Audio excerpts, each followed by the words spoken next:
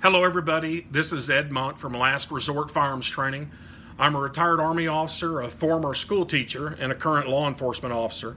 But what's important for the presentation I'm going to give at TACCON is, for the last 16 years, I've been studying this problem of the active shooter threat, and that's what I'm going to talk about there. I'm giving 2 4-hour presentations at TACCON, one on Friday afternoon, and then repeating it on Sunday morning. And remember, if you take either of my classes at TACCON, not only do you get free parking, but we waive all your range fees while at TACCON if you take one of my classes.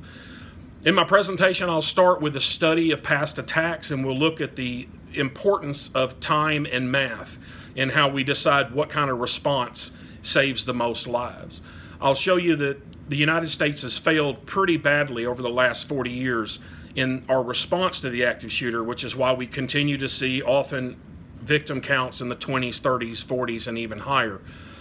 I'll show you that we fail because our country's default plan usually gives us a high victim count, and most organizations, schools, churches, and businesses rely on the country's default response plan. So we have to change our country's plan, but that's not going to happen anytime soon. So until that happens, organizations like schools, businesses, churches have to opt out of the country's default plan and not rely on it, and have our own response plan, which is to stop the active shooter quickly, because he's going to shoot a new victim every few seconds. So the quicker we stop him, the lower the victim count will be. So the goal should always be in an active shooter attack to have single-digit victims, which is 0 to 9. And it's not a guarantee, but the only real good chance of that to happen is if we stop him within the first 30 seconds of the attack.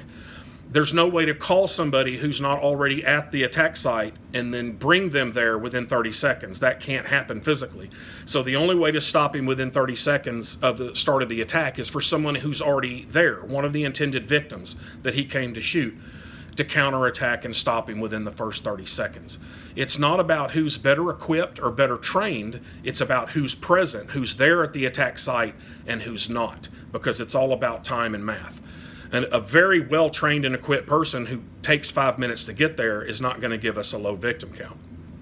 A person who's present can. I'll probably cover in detail well over 20 active shooter attacks, and we'll pull out of those lessons learned. I'll show options for responses to an active shooter and which ones save lives and give us low victim counts, and of course which ones do not. I'll end with specific considerations for those of us who go armed and plan, at least possibly, to fight an active shooter should we be in a location where they attack. So we'll look at the attacker, the person that we will have to go up against, the environment in which the attack takes place, and therefore the environment in which our fight will take place, and some of the problems that we'll encounter there, including the clutter we expect, Rule 4 problems, and Round 2 problems, which I'll explain in the presentation.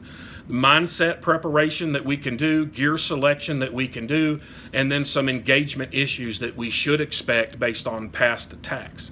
So again, 2 4-hour presentations, one on Friday, one on Sunday. Hope to see you there. TACCON, and then the follow-on to TACCON, the Great Eclipse. So hope to see you all there. I'm looking forward to it.